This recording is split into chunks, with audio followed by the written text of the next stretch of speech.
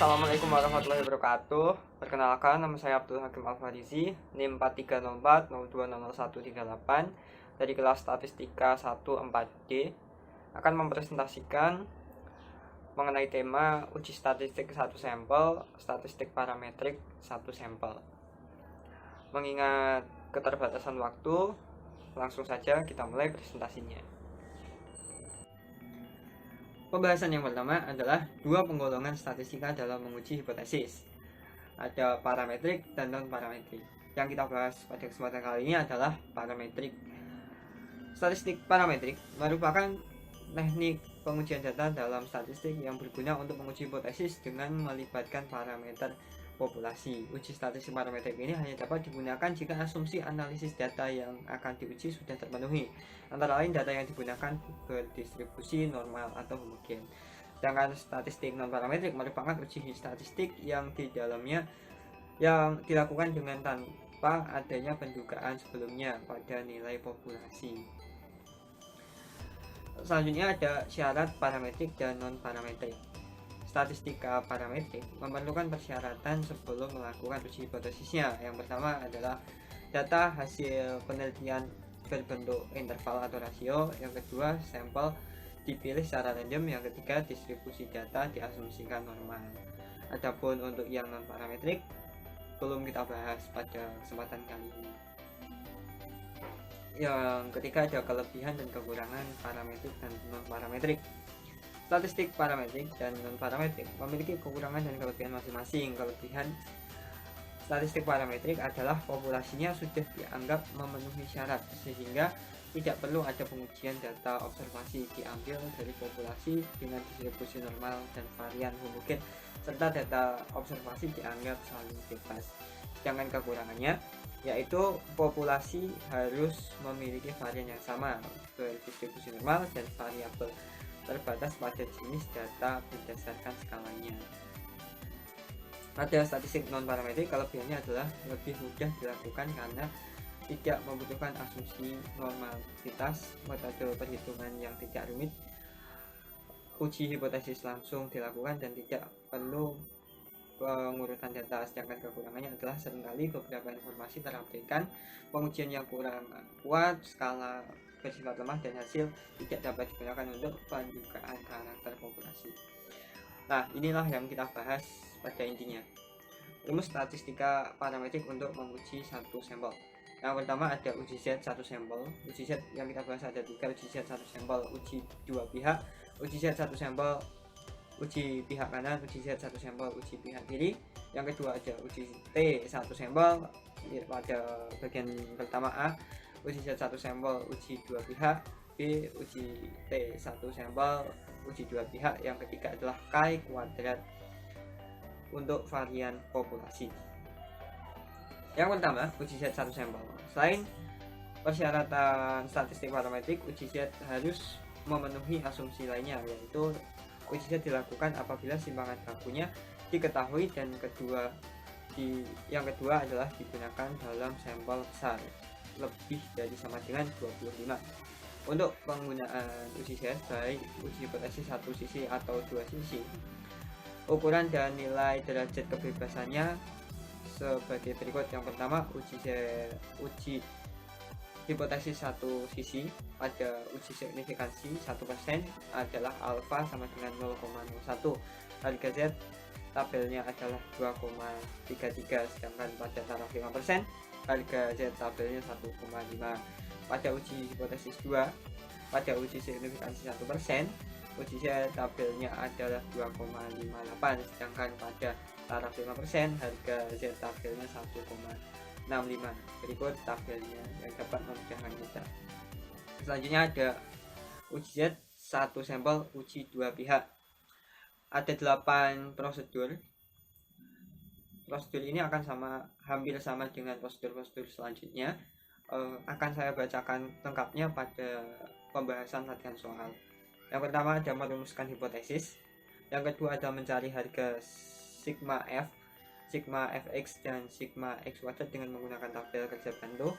Yang ketiga mencari nilai rata-rata data dengan rumus X bar sama dengan sigma Fxi per N. Yang keempat ada mencari standar deviasi. Yang kelima adalah ada menentukan nilai standar error rata-rata populasi dengan rumus berikut, akan saya bacakan di akhir. Yang keenam mencari harga Z dengan rumus berikut. Yang ketujuh menentukan harga ZTAP pada satu sisi atau dua sisi baik pada alfa 0,05 dan atau alfa 0,01. Yang kedelapan menarik kesimpulan dengan cara membandingkan harga Z hit dan ZTAP terima H0 apabila Z hit kurang dari ZTAP.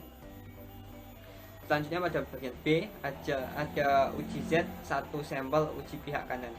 Uji Z satu sampel uji pihak kanan untuk rumusan hipotesis dengan menggunakan uji pihak kanan pada tes Z satu sampel sebagai berikut. Hipotesis 0 banding dibagi mu kurang dari sama dengan mu 0. Hipotesis 1 banding hipotesis mu lebih dari mu 0. Yang ketiga ada Z1 sampel uji pihak kiri. Untuk rumusan hipotesis dengan menggunakan uji pihak kiri berdasarkan H0 dan H1 adalah hipotesis 0 dibagi mu sama lebih dari sama dengan mu 0. Hipotesis 1 dibagi mu kurang dari mu 0. Yang kedua ada uji T satu sampel. Tes T untuk satu sampel dalam istilah lainnya disebut dengan the single sample t-test, merupakan salah satu uji statistik parametrik berdasarkan dari distribusi T. Perbedaan dari uji Z adalah pertama, apabila uji Z digunakan simpangan baku dari populasi diketahui, sedangkan pada uji T simpangan baku tidak diketahui. Dan yang kedua, pada uji Z sampel digunakan dalam penelitian dalam jumlah yang besar N lebih dari sama dengan 25, sedangkan uji T sampel yang digunakan jumlah kecil kurang dari 25, seperti 24, 23 dan seterusnya. Uji T bertujuan untuk menguji dan mengetahui apakah rata-rata suatu data atau sampel secara statistik sama atau tidak dengan populasi. Syaratnya, yang pertama adalah sampel yang diambil dari populasi adalah random, data harus berdistribusi normal, data berbentuk interval atau rasio digunakan pada data yang kecil kurang dari 25. Nah, untuk prosedurnya juga sama, ada 8 seperti yang tadi, hanya berbeda sedikit. Yang pertama merumuskan hipotesis, yang kedua mencari harga sigma F, sigma Fx dan sigma Fx wajar dengan menggunakan tabel bantu. Yang ketiga mencari rata-rata, yang keempat mencari standar deviasi populasi, yang kelima menentukan nilai standar error rata-rata populasi, yang keenam mencari harga Z, yang ketujuh menentukan t-tap, yang kedelapan menarik kesimpulan dengan cara membandingkan harga t-hit dan t-tap terima H0 hipotesis 0 apabila t-hit kurang dari t-tap. Nah, untuk mempersingkat waktu, yang selanjutnya ada T1 sampel uji pihak kiri. Uji pihak kiri digunakan apabila hipotesis 0 H0 berbunyi lebih besar atau sama dengan, dan hipotesis alternatif berbunyi lebih kecil. Kata lebih besar atau sama dengan sama, maka maknanya dengan kata paling sedikit atau paling kecil. Yang ketiga ada uji Chi. Uji Chi kuadrat untuk varian populasi. Tes Chi kuadrat untuk satu sampel dalam istilah lainnya disebut the single sample chi-square test, merupakan salah satu uji statistika parametrik berdasarkan dari distribusi Chi kuadrat. Berbeda dengan uji T, mana uji hipotesisnya berasal dari standar deviasi. Tes Chi kuadrat varian populasi memiliki fungsi untuk menguji hipotesis apakah sampel pada varian populasi S kuadrat berasal dari populasi dengan varian sigma. Simbol dari Chi kuadrat dalam penghitungan statistik ditulis dengan X besar kuadrat. Distribusi kuadrat Distribusi KI kuadrat disusun berdasarkan teori probabilitas asimetrikal distribusi. Rentan penerimaan nilai tes KI kuadrat adalah 0 kurang dari sama dengan X kuadrat kurang dari sama dengan tak hingga, sehingga nilai X kuadrat tidak akan negatif. Jika negatif maka perhitungan kita harus diulang karena salah. Nah, distribusi harga KI kuadrat dapat dilihat pada gambar sebagai mana tersaji pada distribusi X kuadrat ini. Dari gambar tersebut diyakini bahwa dijelaskan semakin rendah tingkat derajat kebebasan maka akan semakin positif keruncungan distribusinya. Semakin tinggi tingkat derajat kebebasan maka akan semakin simetris distribusinya. Yang selanjutnya syaratnya ada satu, sampel yang diambil dari populasi adalah random, data harus berdistribusi normal, data berbentuk interval atau rasio. Sampel kecil, prosedur atau langkah dari tes kuadrat. Satu sampel untuk sampel kecil n kurang dari 30. Untuk kali ini n kurang dari 30 adalah yang pertama, merumuskan uji hipotesis. Dalam uji ini hipotesisnya menggunakan uji hipotesis dua pihak pada derajat 5%, yaitu H0 bagi mu kuadrat sama dengan mu 0 kuadrat. H0 bagi mu kuadrat sama sigma H0 bagi sigma kuadrat sama dengan sigma 0 kuadrat. H0 bagi sigma kuadrat tidak sama dengan sigma 0 kuadrat. Yang kedua, sama dengan langkah tadi, mencari tabel bantu dengan harga sigma f, sigma fx, dan sigma fx kuadrat, mencari standar deviasi x kuadrat sama dengan akar sigma x kuadrat dikurangi akar sigma kuadrat per n min 1. Mencari yang keempat, mencari harga KI kuadrat dengan rumus x kuadrat sama dengan n min 1 dikali s kuadrat per sigma s kuadrat. Mencari harga x step kuadrat dengan menggunakan cara derajat kebebasan sama dengan n min 1.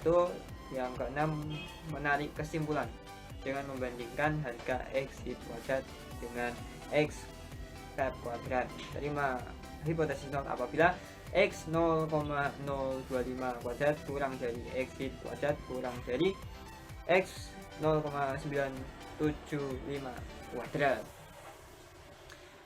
Selanjutnya, mengingat waktunya tinggal sedikit lagi, akan saya bacakan cepat.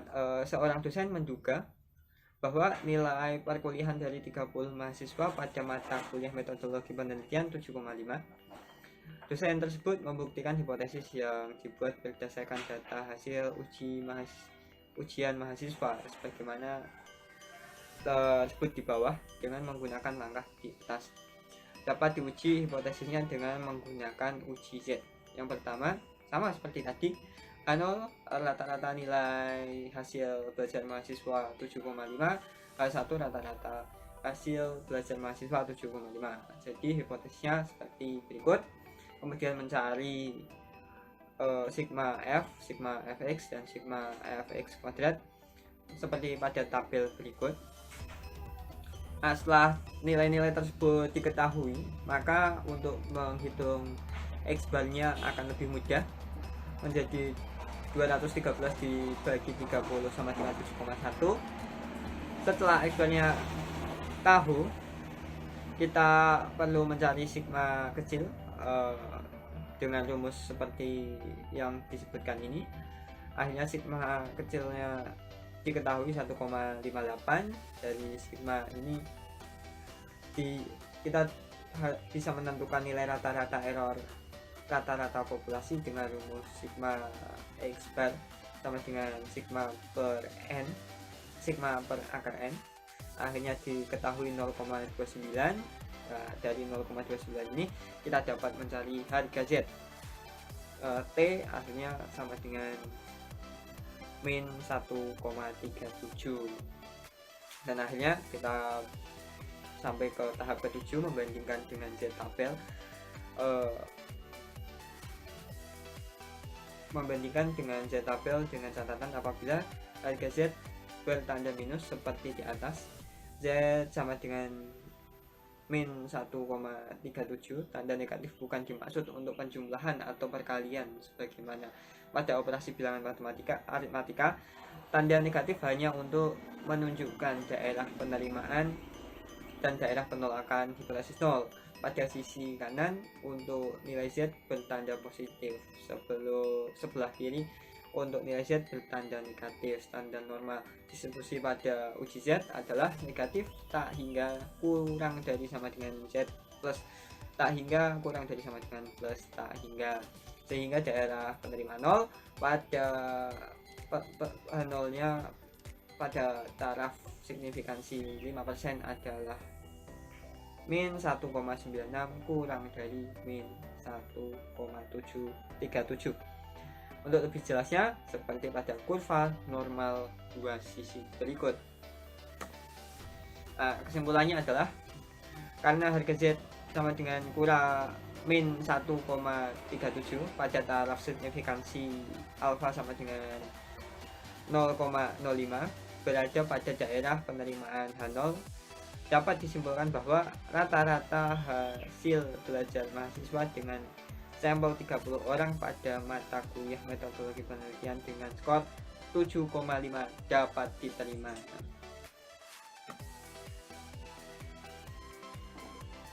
Baik, selanjutnya masih ada contoh soal. Diduga rata-rata kemampuan guru berdiri ketika mengajar di kelas per minggu adalah 15 jam per minggu. Untuk membuktikan dugaan tersebut, maka rumusan hipotesisnya adalah hipotesis 0, kemampuan guru berdiri di kelas rata-rata paling sedikit 15 jam per minggu. Hipotesis 1, kemampuan guru berdiri di kelas rata-rata lebih dari 15 jam per minggu.